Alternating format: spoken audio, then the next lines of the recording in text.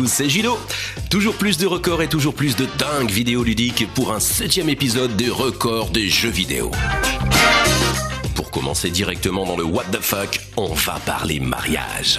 Pour la Saint-Valentin 2012, sur le MMORPG Rift, ils avaient proposé aux joueurs de participer à une tentative de record du plus grand nombre de mariages virtuels organisés en 24 heures. Remember your vows as you begin this new and wonderful span in the journey of your lives. Les joueurs se sont largement prêtés au jeu avec pas moins de 21 879 mariages. En souvenir, les participants avaient reçu le titre de touché par Cupidon.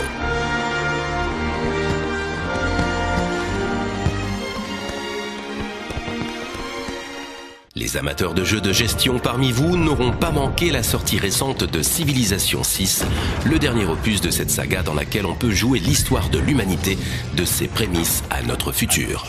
Et bien sur Civilization 2, il est un joueur extrêmement tenace du nom de Lyserius qui a poursuivi la plus longue partie de l'histoire pendant au moins 10 ans, les dernières nouvelles datant de 2012.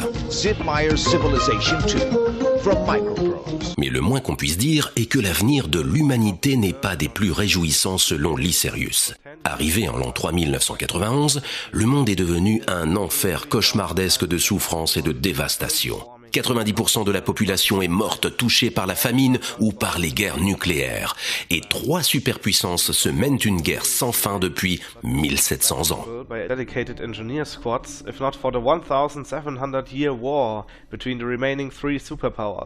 Parlons un peu score avec des chiffres purement astronomiques sur le jeu Giga Wings 2. Cet excellent shoot'em up sur Dreamcast est réputé pour ses scores qui montent tellement haut qu'ils en deviennent illisibles. En 2007, l'américain J.C. Padilla détenait le record avec plus de 11 milliards de points. Il a été battu en 2008 par le Brésilien Rodrigo Lopez avec ses 13,6 milliards.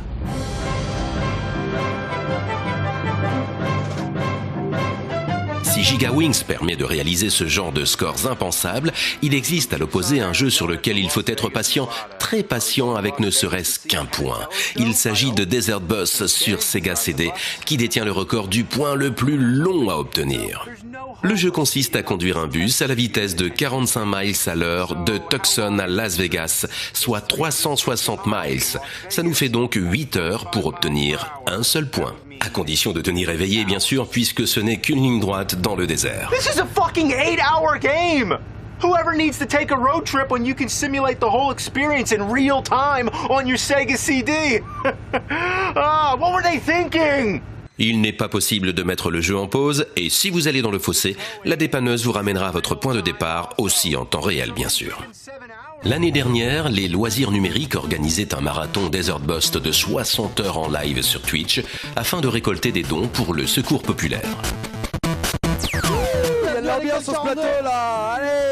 De nombreux youtubeurs et personnalités du jeu vidéo s'y sont relayés comme Benzaï, Zerator, Squeezie, Bertrand Hamar et plein d'autres pour plus de 33 000 € de récolte. Squeezie va twerker pour le secours populaire.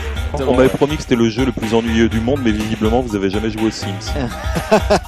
Gilles, notre doubleur qui est actuellement en train de conduire le bus, vient de donner 100 € pour que Squeezie twerk. Ouais. À bientôt. 30 000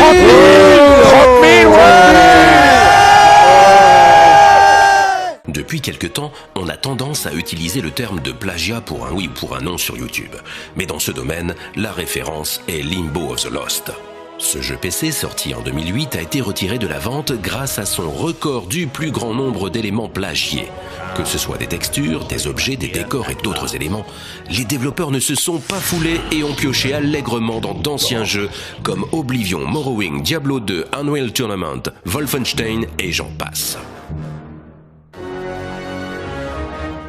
La liste est longue, puisque certains se sont amusés à les chercher et ont trouvé 127 éléments plagiés confirmés. Alors apparemment les environnements seraient tirés du jeu Thief, Deadly Shadow. Ça ne bouge pas. Alors on a récupéré... Ah, c'est dégueulasse. On a récupéré un pot de graisse humaine. Dans de nombreux jeux peuvent être achetés des objets pour de l'argent réel, mais leurs prix peuvent parfois dépasser tout ce que vous pouvez imaginer. En 2009, dans le MMO Entropia Universe, était vendue en argent réel une station spatiale du nom de Crystal Palace pour la somme record de 330 000 $. We're at the Crystal Palace. This is a space station up in space, as you can see, and we're going to be doing some hunting today. Puis sur ce même jeu a été vendu pour 635 000 $ le club Never Die, un gigantesque nightclub sur un astéroïde.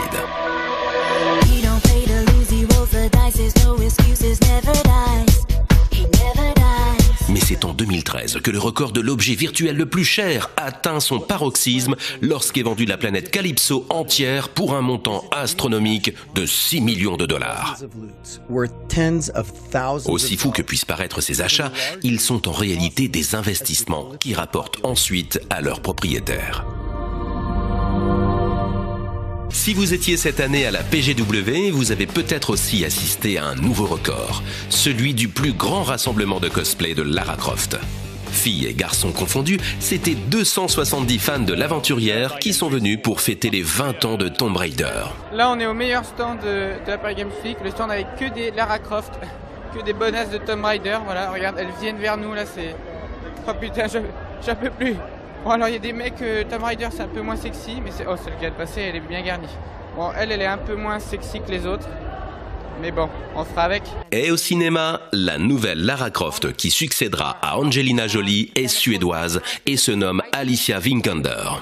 Sera-t-elle à la hauteur? Réponse en 2018. I had read about and I started to do the research about the rebooted game that came out 2013 and another one 2 years later. So it really feels more like an origin story and quite a new take on it. So I'm really, really excited to be part of it. Ce sera tout pour cet épisode. À bientôt les gamers.